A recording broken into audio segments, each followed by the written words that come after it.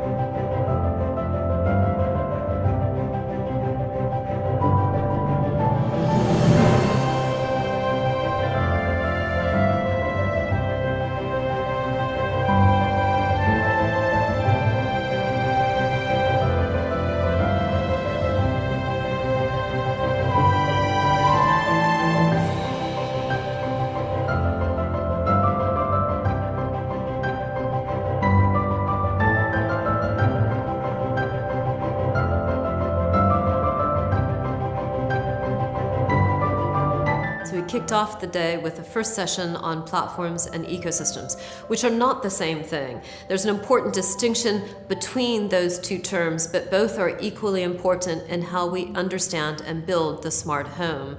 We started with Andy Hobsbawm, the founder of Everything, who you will remember we've brought to you before on Entrepreneur Country. He updated us on Everything's progress in the market, giving digital identity to products. And then Kenny Leach of RSA gave an incredible vision of how a major insurance company understands it is going to have to partner with digital enablers to build their future. This changes the landscape of competition. This isn't an incremental sort of evolutionary addendum to a business as usual.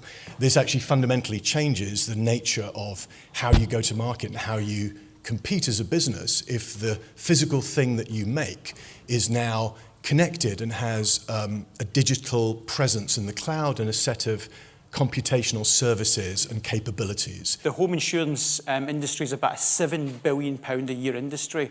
So our vision is that we're going to shrink that industry and we're going to take claims cost out and we're going to give consumers a different product, different proposition that's placed. But we'll shrink that industry for the benefit of the consumers and then hopefully for the commercial benefit of us as well.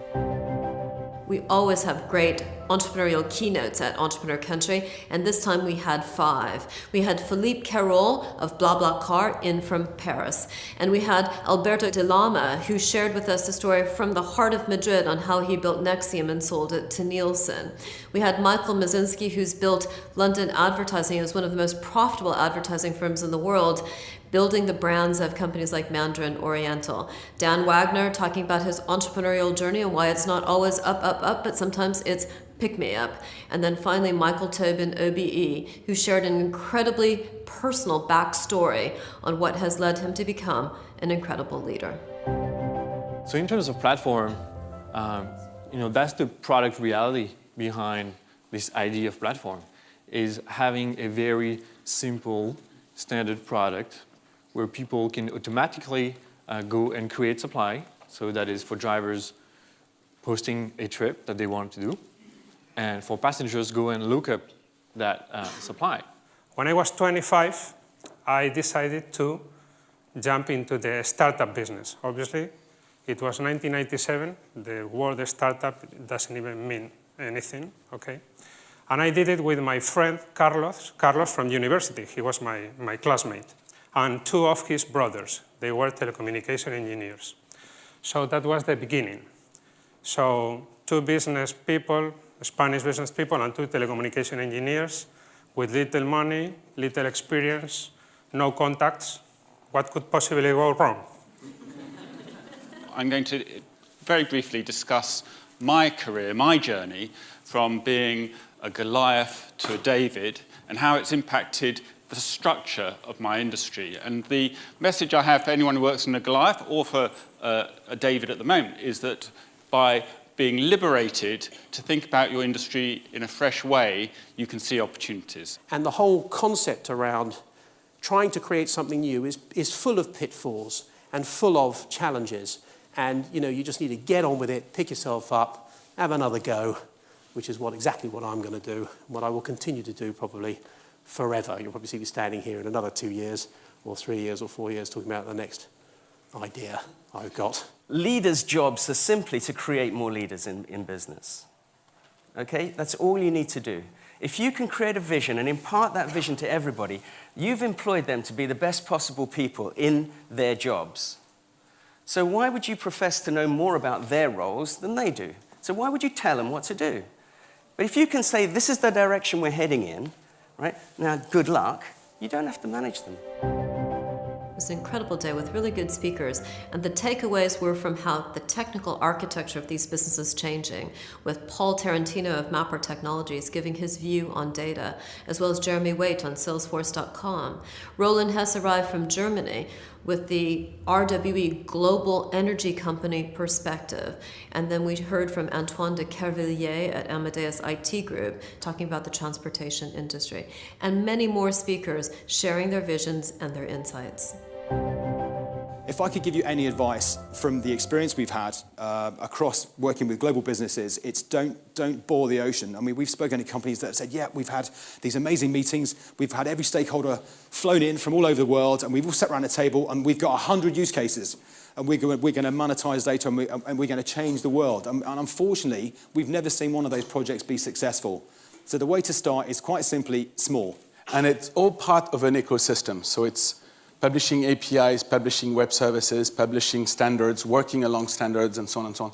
So everybody else can connect into our system and use the data so that railways, airlines, ferry companies, and so on can make that data available to the general public. What we often forget is the customer experience.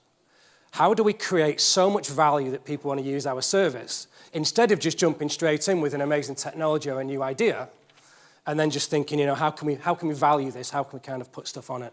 Imagine I would meet one of your peers or your friends in 6 months' time.